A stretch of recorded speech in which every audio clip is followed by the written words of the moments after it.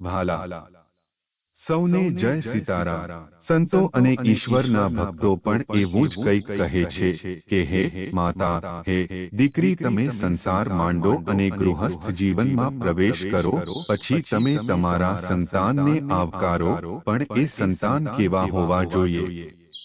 સાંભળો, જનની જણ તો ભક્ત જણ, કા દાતા ને કા શૂર, નહીતર રહેજે વાંજણી, તારું મત રે ગુમાવીશ નૂર। આજે આપણે સૌ બ્રહ્મનિષ્ઠ સંત એવા પૂજ્ય શ્રી અક્કલદાસ સાહેબ વિશે ખૂબ ટૂંકો પરિચય જાણીએ અને ત્યારબાદ એમની એક રચના વિશે સાત્વિક અને માર્મિક ચર્ચા કરીએ। આપ સૌ ખૂબ ધ્યાન અને મનને વિચારોથી નિવૃત્ત કરી સાંભળશો। શ્રી અક્કલદાસ સાહેબ રવિભાણ સંપ્રદાયના સંત કવિ। ભીમ સાહેબ જન્મ ઈસવીસન 1718 ના શિષ્ય, થાનગઢ જિલ્લો સુરેન્દ્રનગરના ગેડિયા બ્રાહ્મણ હતા। તેમના ગુરુભાઈ દાસી જીવણ સાહેબ હતા। ઈસવીસન પછી 18 પૂજ્ય શ્રી અક્કલ સાહેબે આધ્યાત્મિક અનુભૂતિ કરી ઈશ્વરનું સાનિધ્ય મેળવ્યું હશે તો જ આવી રચનાનું નિર્માણ થઈ શકે। જે ભજન નીચે મુજબ છે। મારા પ્રેમ વાણિયા રે, તારો શેઠ નગરમાં રહે છે। 10 દરવાજા 52 ખડકી, 50 લક્ષ પ્રેમી, મેરુ શિખર પર રહેવે ઓલિયા, 9 લક્ષ નામધારી, ગાંધીને હાટ રતન જડિયા, મહાસંતના મન મોહ્યા, પારખનાર નર વચન પારખે, જોનારાને જડશે। મારા દેવતાની દેવચેરીમાં 16 પુરુષ છે સાચા, 32 વાજા તાલ મિલાવે નવરંગ પાતર નાચે। 18 ભાતની વનસ્પતિ તેમાં દાડમ લીંબુ લડકે, ચાંદો સૂરજ સવાયો ઉગે, જગમગ હીરા ઝળકે, દ્રવ્ય દોલત ફૂટે નહીં રે વેળા વિપ્તની વળશે। ચેતો અક્કલદાસ ભીમને ચરણે મળનારાને મળશે। આ ભજનમાં પ્રેમને વાણિયો કહ્યો છે।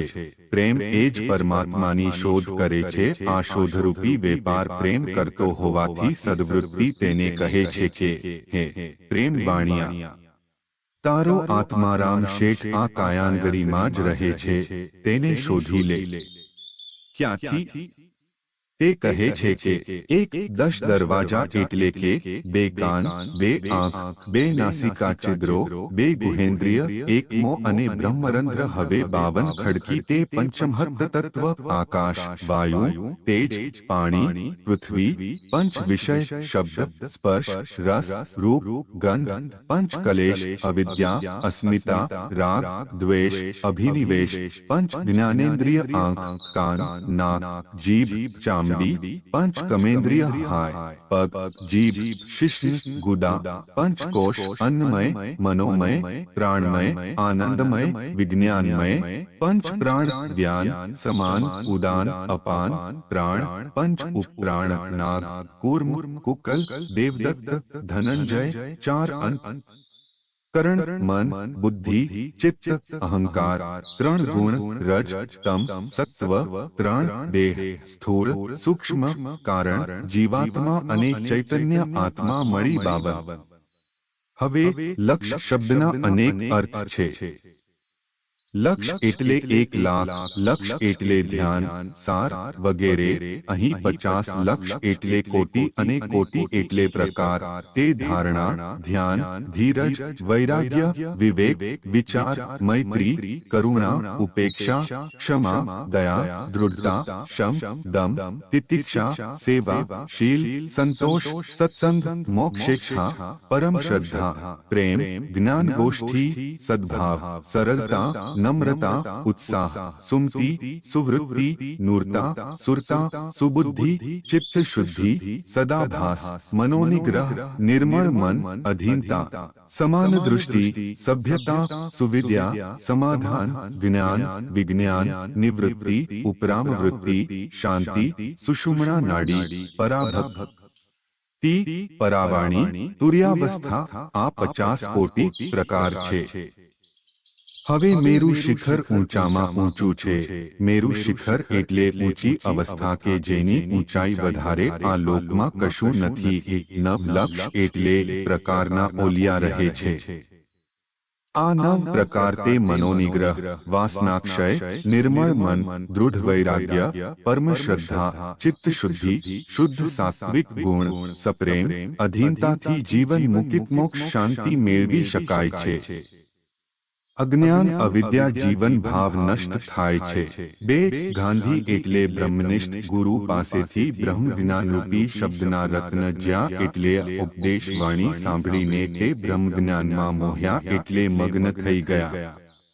આ બ્રહ્મ જ્ઞાન રૂપી શબ્દના રત્ન જ્યારે પારખવાની શક્તિ આવે ત્યારે જોઈ પારખી શકાય અર્થાત મહાત્માઓના કહેલા વચનો રૂપી રત્નો હરિજન સંત યથાર્થ રીતે સમજી શકે.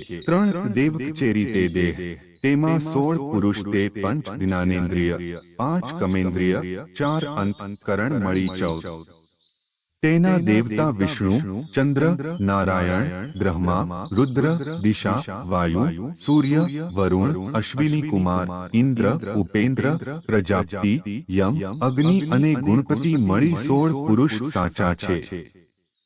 કેમ કે જે સ્થાને જે દેવને કલ્પ્યા છે તે જગ્યા એથી તે દેવ ખસી જતા તે ઇન્દ્રિય શૂન્ય થઈ પોતાનું કાર્ય કરી શકતી નથી. આ 16ની ઉપર ચૈતન્ય આત્માની સત્તા સર્વોપરી છે. કેમ કે ચૈતન્ય આત્મા ચાલ્યો જતા બીજા બધા દેવોને આ કાયારૂપી કચેરી બરખાસ્ત કરવી પડે છે. હવે 32 વાજાતે પંચમહત્ત તત્વ, પંચ વિષય, પંચ જ્ઞાનેન્દ્રિય, પંચ કર્મેન્દ્રિય, પંચ પ્રાણ, 4 અંતઃકરણ અને 3 ગુણ આ વાજાવાળા છે તે તાલસુર મેળવ્યા કરે છે. જ્યાં બુદ્ધિરૂપી પાતર જે પરબ્રહ્મને મળવાને પાત્ર છે તે નવધા ભક્તિના નાચ નાચે છે. 4 સત્સંગમાં, જ્ઞાનગોષ્ઠીમાં 18 ભાતની વનસ્પતિની પહેલી અને પૂરી જરૂર છે. આ વનસ્પતિ તે સભ્યતા, સરળતા, સપ્રેમ, સેવા, તિતિક્ષા, આજ્ઞાચિતપણું, કુશળતા, વિવેક, વૈરાગ્ય, વિચાર, સુલક્ષણ, શીલતા, સદ્ભાવના, સત્યતા, શ્રવણ, મનન, વર્તન અને મોક્ષેચ્છા આ 18 ભાતની વનસ્પતિ છે. તેમાં લીંબુ જેમ તમામ ચીજમાં ભળી શકે છે તેમ સૌમાં હળી મળી જાય તે લીંબુરૂપી સપ્રેમ છે. અને દાડમ તે ઉત્તમ મેવો હોવાથી મોક્ષેચ્છા એ ઉત્તમ ઈચ્છા છે તેથી તેને દાડમની સંજ્ઞા આપેલી છે. ઇંગલા પિંગલા એટલે ચંદ્રનાડી અને સૂર્યનાડી. આ સવાઈ ચાલે એટલે સુષુમ્ના નાડી ખુલે ત્યારે તદાકાર વૃત્તિ થઈ જાય છે જેથી ઝગમગ હીરારૂપી અખંડ આનંદ ઝળકી રહે છે. 5 આવી દશા આત્મજ્ઞાન થયા પછી એ કદાપી ખૂટતું નથી.